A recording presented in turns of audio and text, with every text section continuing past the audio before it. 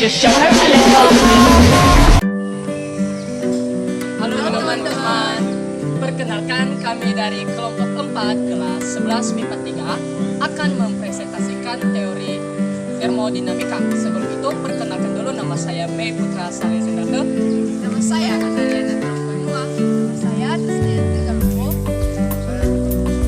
Nama saya Indrian. Sebelum kita masuk pada video selanjutnya, dan jangan lupa Like, comment, Share dan subscribe. Nah, di sini kita akan memperkenalkan alat dan bahan, yaitu mancis, lilin, aqua gelas kosong, dan juga aqua gelas yang berisi air.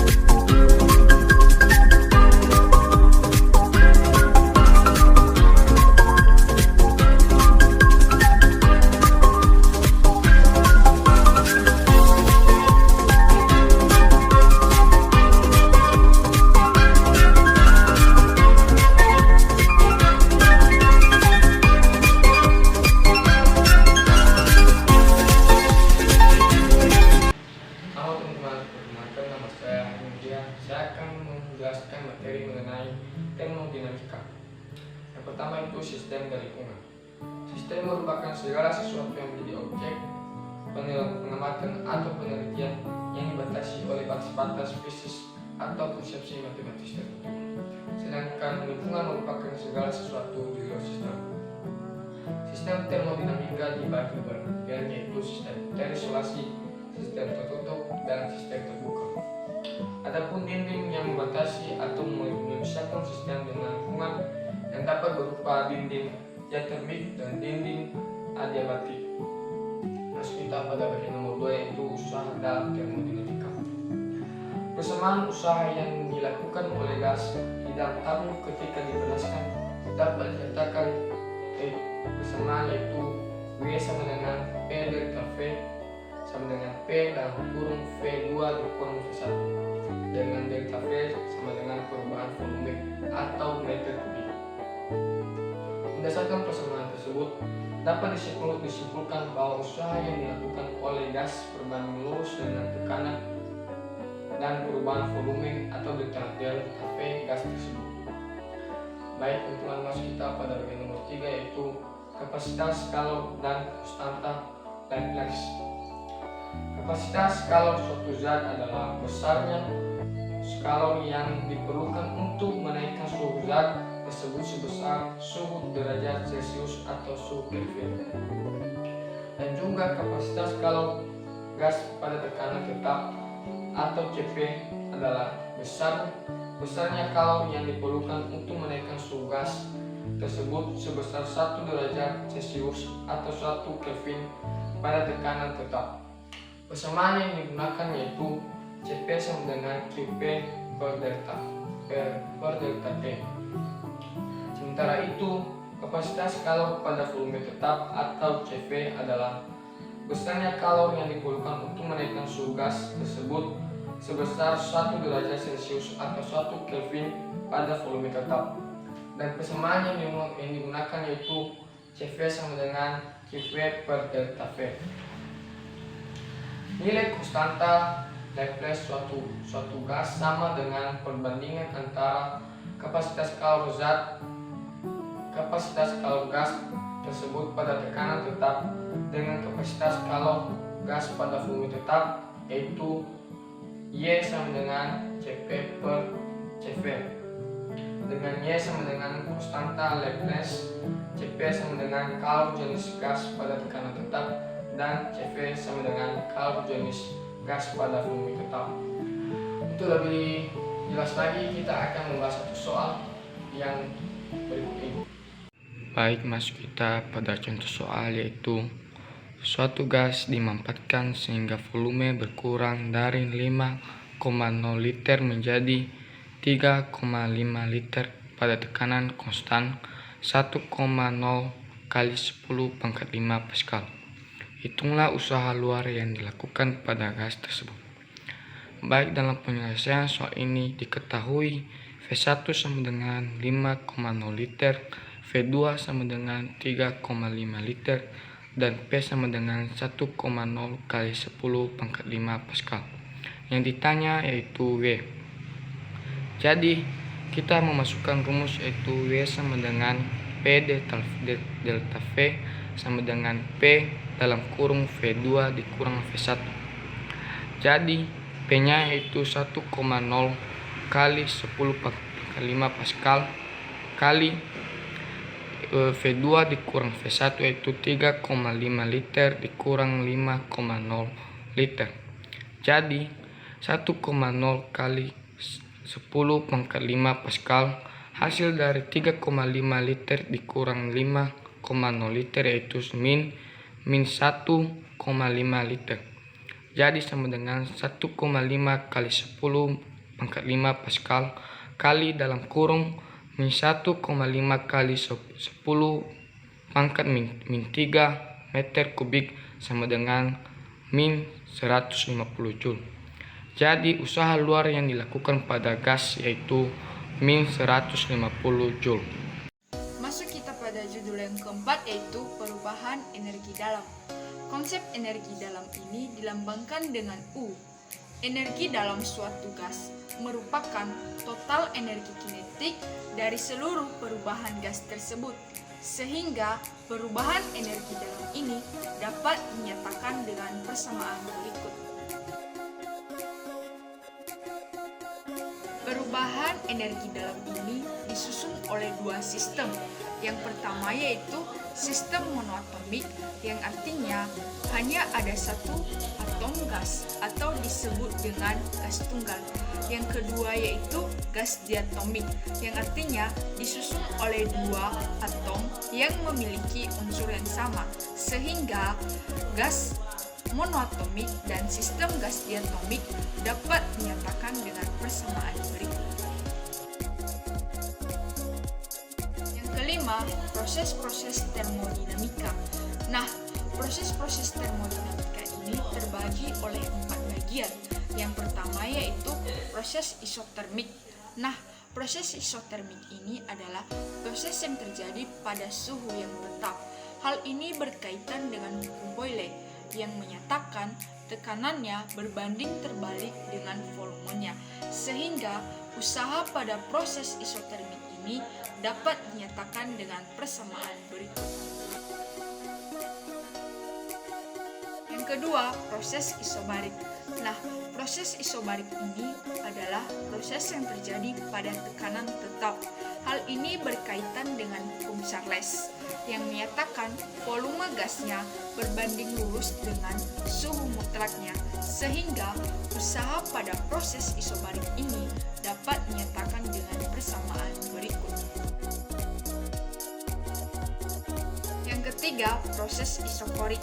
Nah, proses isokorik ini adalah proses yang terjadi pada volume tetap. Hal ini berkaitan dengan hukum Gay-Lussac. Pada proses isokorik, tekanan gasnya berbanding lurus dengan suhu mutlaknya, sehingga usaha pada proses isokorik ini bernilai 0 karena proses isokorik ini tidak mengalami perubahan volume. Yang keempat, proses adiabatik. Nah, proses adiabatik ini adalah proses perubahan gas yang tidak mengalami pertukaran kalor atau tidak ada kalor yang masuk dan keluar dari sistem gas tersebut. Proses adiabatik ini memenuhi rumus Poisson, sehingga hubungan antara tekanan dan volume dapat dinyatakan dengan persamaan berikut.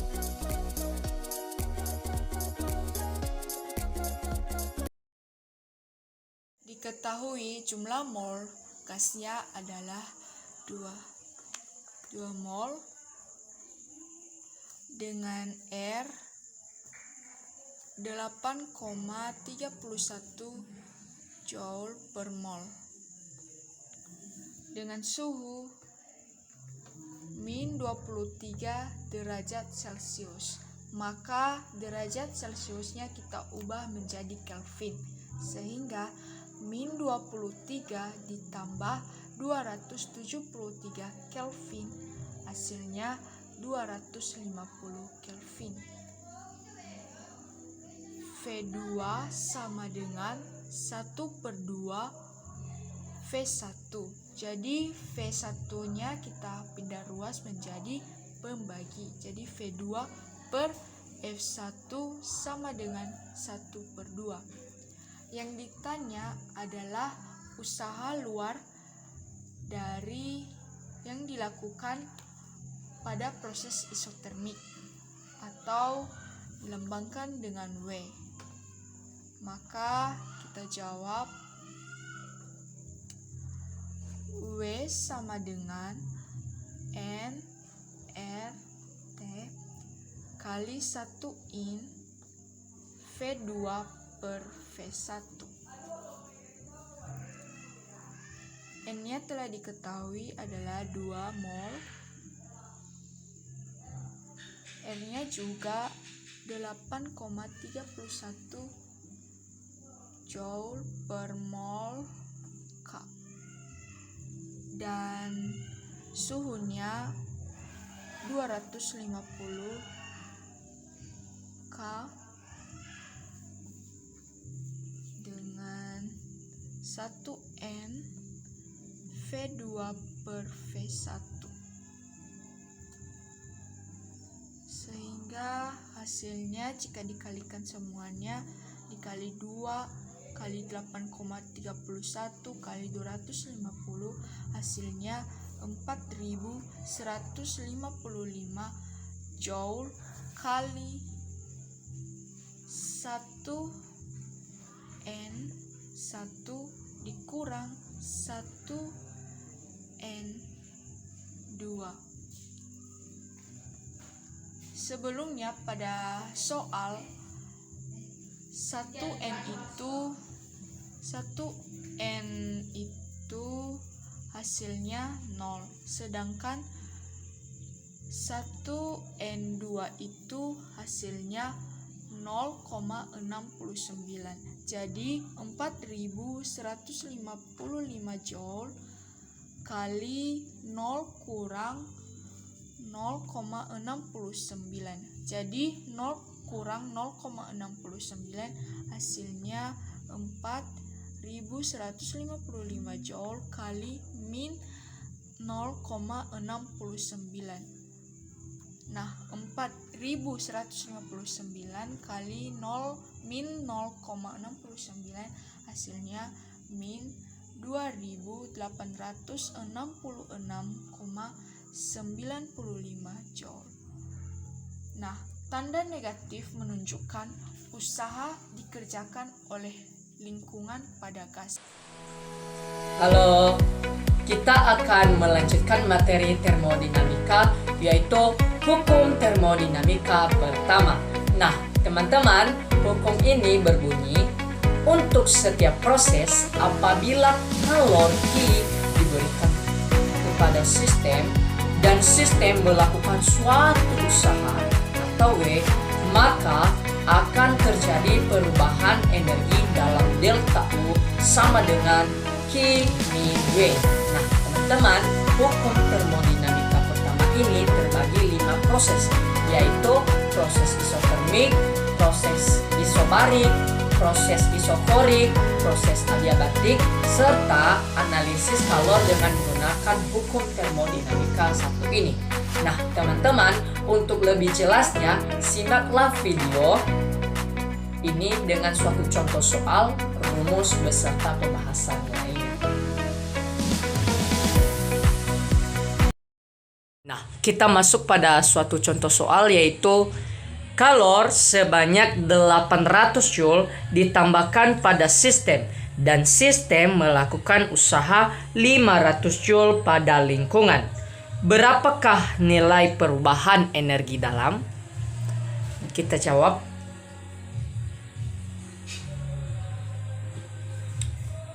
Diketahui Q-nya di sini 800 Joule ditambah pada sistem.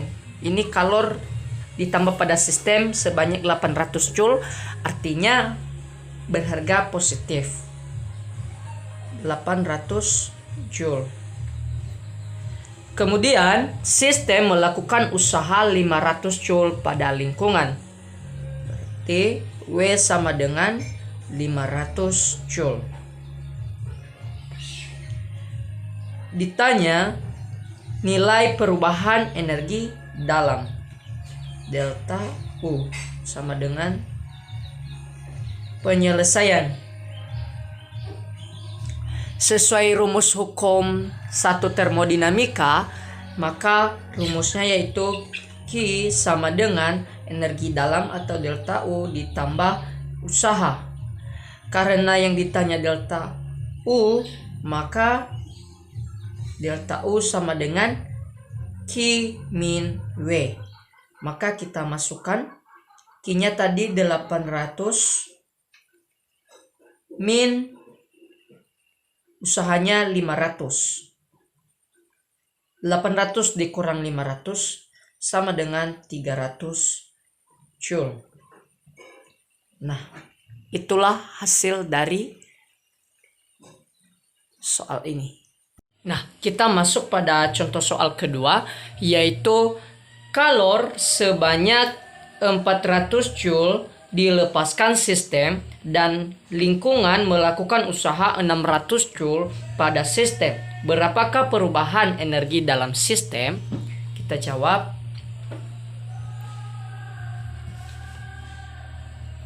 Diketahui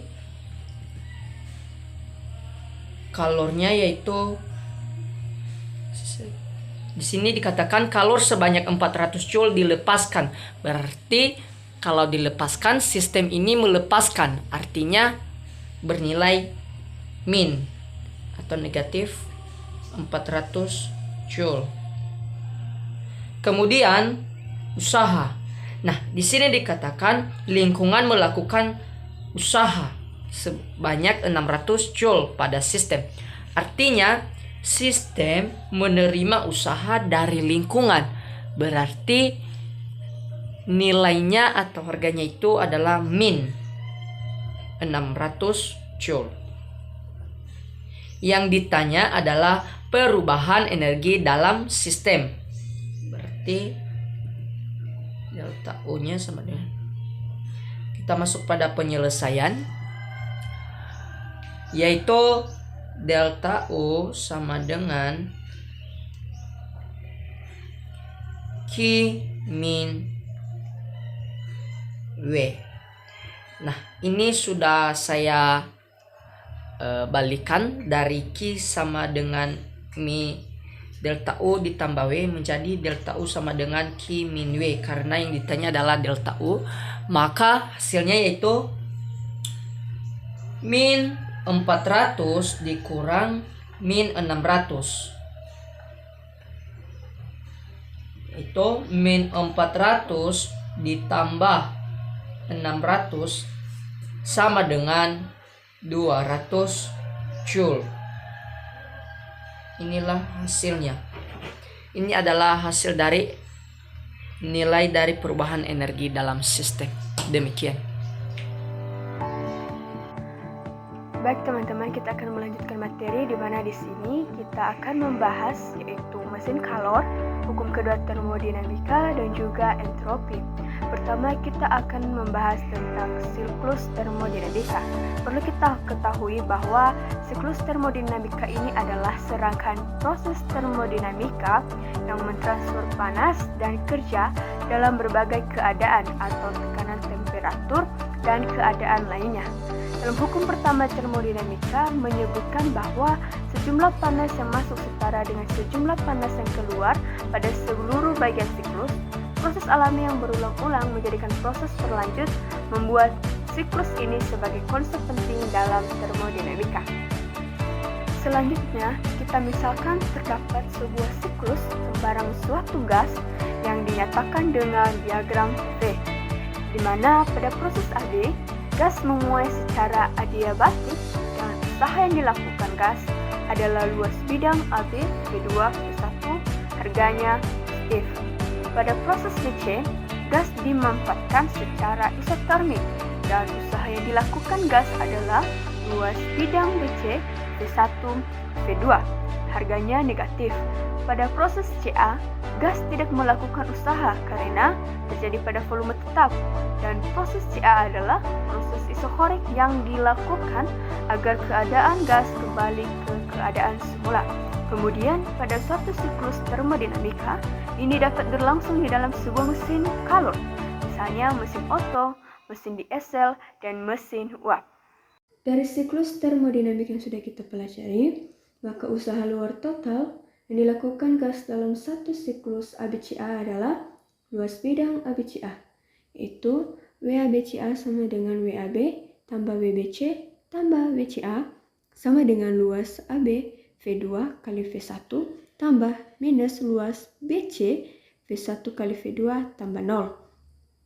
Dan WABCA sama dengan luas ABCA, kita misalkan kurva tertutup pada diagram, jadi sama dengan luas kurva tertutup pada diagram P dikurang V. W adalah usaha kerja. Baik teman-teman, kita akan melanjutkan pembahasan selanjutnya, di mana kita akan membahas tentang mesin kalor dan pernyataan hukum kedua termodinamika, di mana kita akan membahas tentang mesin kalor. Mungkin teman-teman bertanya, apakah yang dimaksud dengan mesin kalor? Mesin kalor adalah alat yang dapat mengubah energi dalam suatu sistem menjadi energi mekanik. Dan salah satu contoh dari mesin kalor ini adalah mesin pembakaran pada kendaraan bermotor. Selanjutnya, bagaimana cara kerja suatu mesin kalor? Nah, sebuah mesin kalor terdiri atas reservoir panas yang bersuhu kita misalkan T1, mesin dan reservoir dingin yang bersuhu kita misalkan T2. Pada prinsipnya, suatu mesin kalor menerima energi dari reservoir panas secara siklus melalui zat atau fluida kerja. Adapun langkah-langkah kerja mesin kalor ini meliputi yang pertama, zat atau fluida kerja menyerap energi dari reservoir panas. Yang kedua, mesin kalor melakukan kerja atau usaha. Yang ketiga yaitu mesin melepaskan energi ke reservoir dingin, sebagai contohnya yaitu pada mesin uap. Nah, besarnya kalor yang diserap oleh mesin kalor dari reservoir panas kita misalkan adalah Q1, dan usaha yang dilakukan oleh mesin kalor adalah W, dan kalor yang dilepaskan ke reservoir dingin adalah Q2.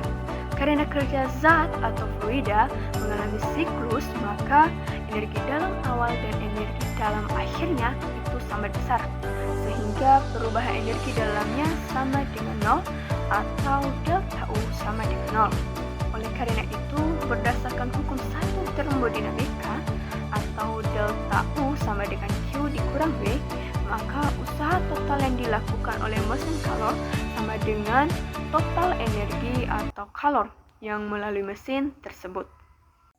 Dalam hal ini, secara matematis, pernyataan ini dapat ditulis sebagai berikut, di mana W sama dengan Q total sama dengan Q1 dikurang dengan Q2, di mana W adalah usaha yang dilakukan oleh mesin kalor dan Q total adalah reservoir total sama dengan reservoir panas dikurang dengan reservoir dingin.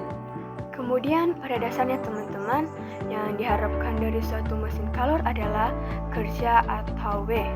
Semakin besar kerja atau usaha yang dihasilkan oleh suatu mesin kalor, maka semakin besar efisien mesin kalor tersebut.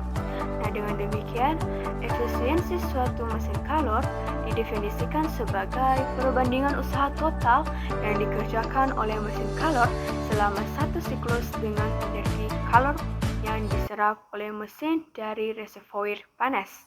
Jadi, efisiensi mesin kalor ini secara matematis dapat dinyatakan dengan persamaan berikut, di mana eta yaitu efisiensi mesin kalor dalam persen sama dengan W atau usaha per Q1 atau reservoir panas sama dengan Q1 dikurang Q2 per Q1, yaitu reservoir panas dikurang reservoir dingin per reservoir panas sama dengan 1 dikurang Q2 per Q1 atau reservoir dingin dikurang per reservoir panas.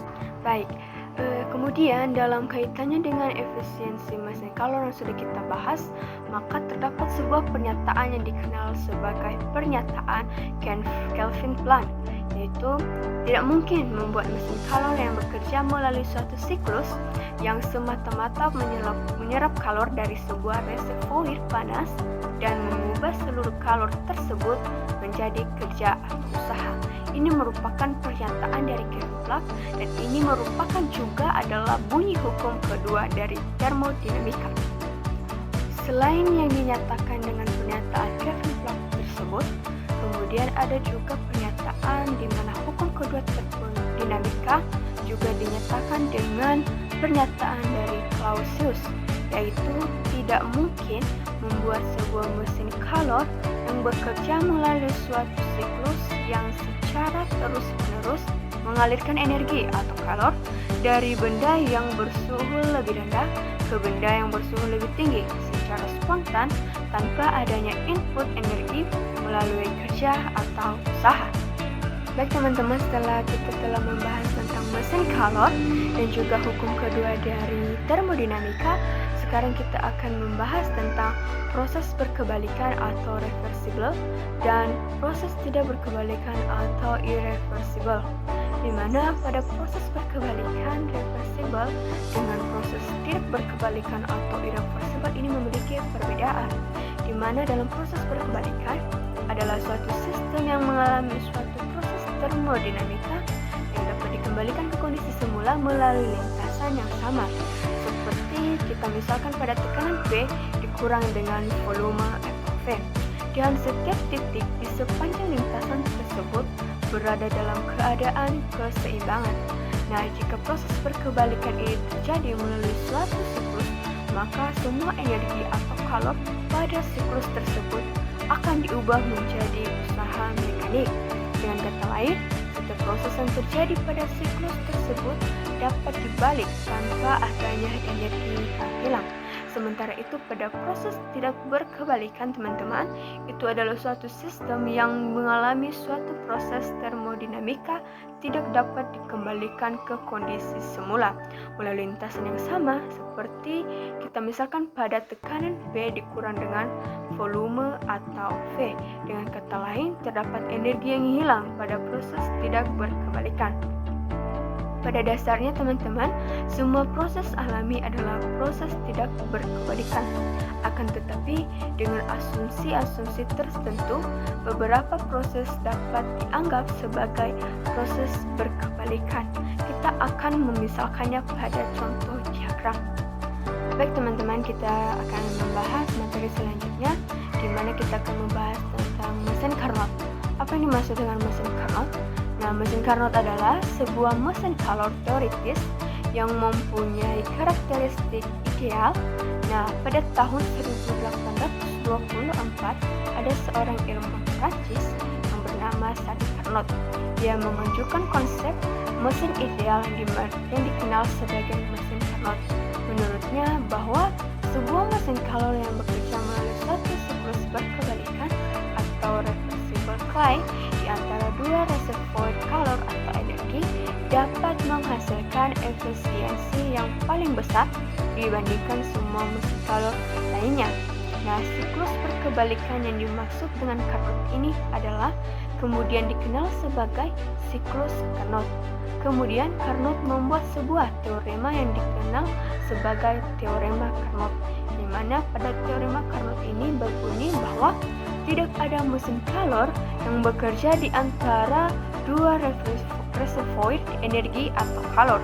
yang dapat lebih efisien dari mesin Carnot yang bekerja di antara dua reservoir energi atau kalor yang sama.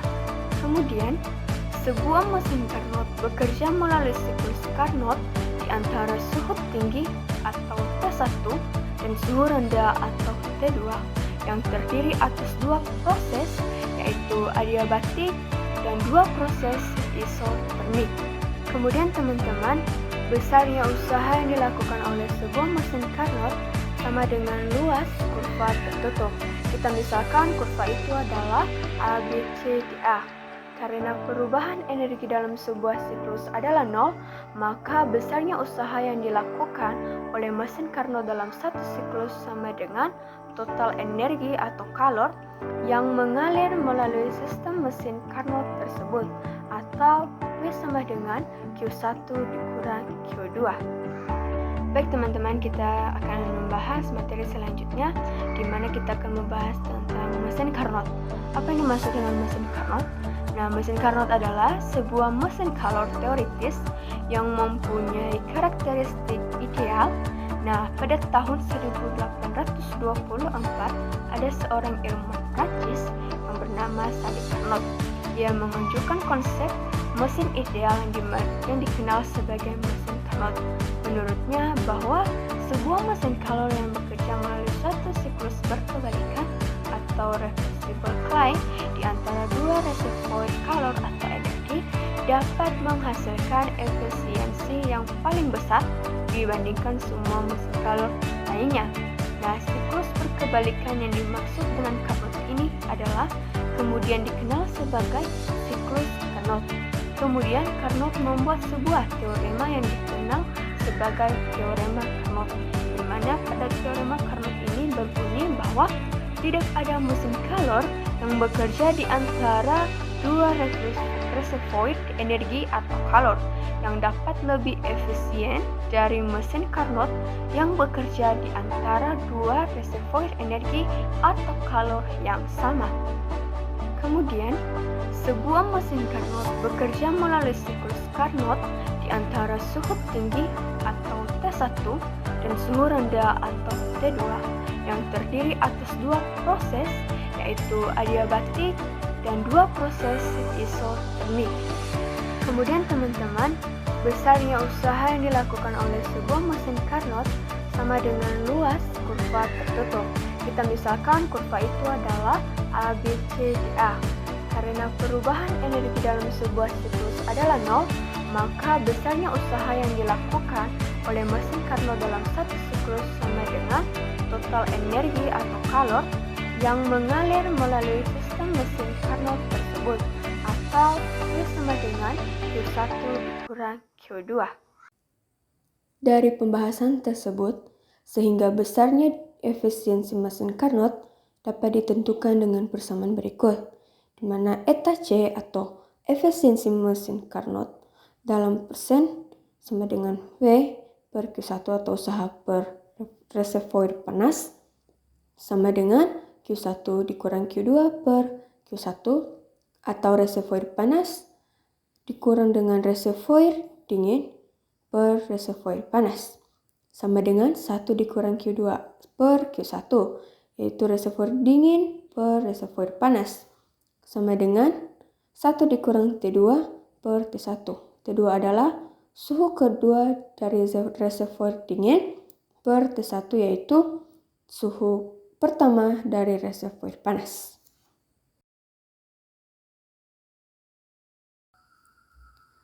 Telah diketahui di soal bahwa suhu reservoir pada keadaan rendah atau T yaitu 27 derajat Celcius ditambah 273 Kelvin sama dengan 300 Kelvin. Dan suhu reservoir pada suhu tinggi atau TT sama dengan 127 derajat Celcius ditambah 273 Kelvin sama dengan 400 Kelvin.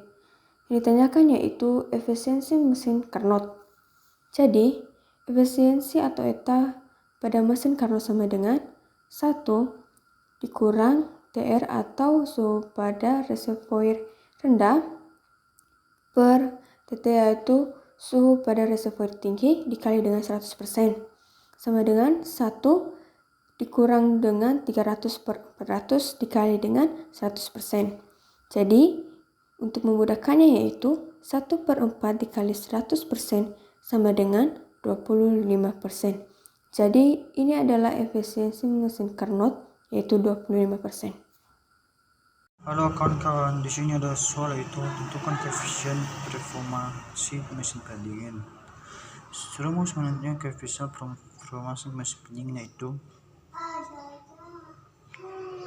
sama dengan T2 dibagi T1 kurang T2.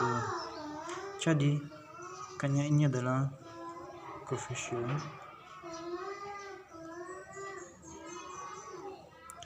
performasi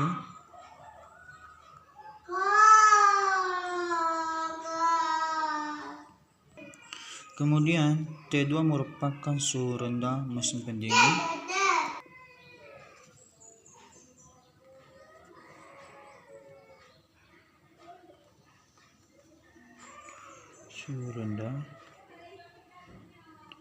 dalam satuan Kelvin. Kemudian T1 merupakan suhu tinggi mesin pendingin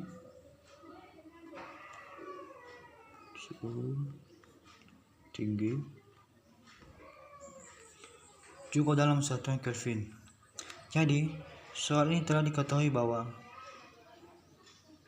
T2 sama dengan minus 15 derajat Celcius. Kemudian selisih suhu antara referensi suhu tinggi dan suhu rendahnya adalah 40 derajat Celcius. Jadi T1 sama dengan T2 sama dengan 40 derajat Celcius.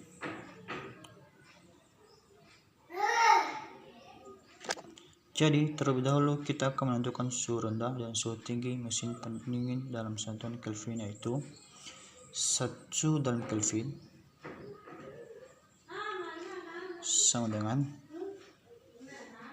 suhu dalam derajat Celcius tambah 273. Jadi hasilnya adalah T2 sama dengan minus 15 tambah 273 yaitu sama dengan 258 Kelvin.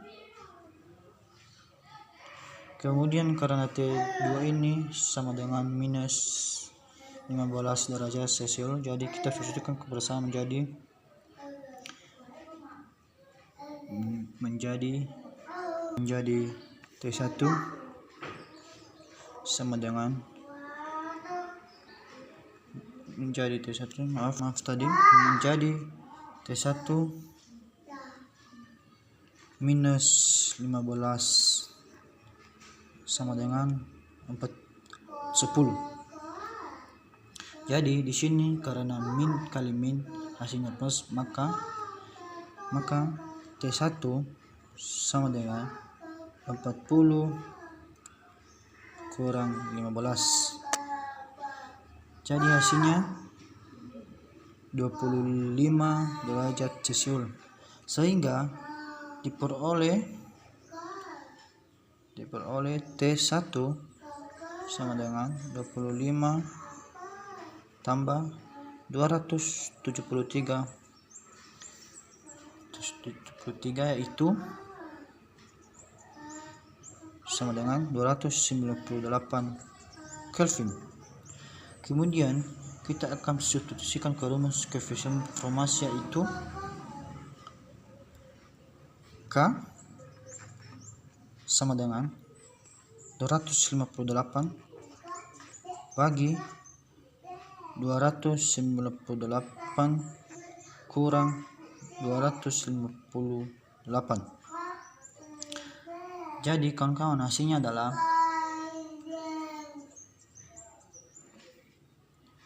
258 bagi 40 yaitu sama dengan 6,45.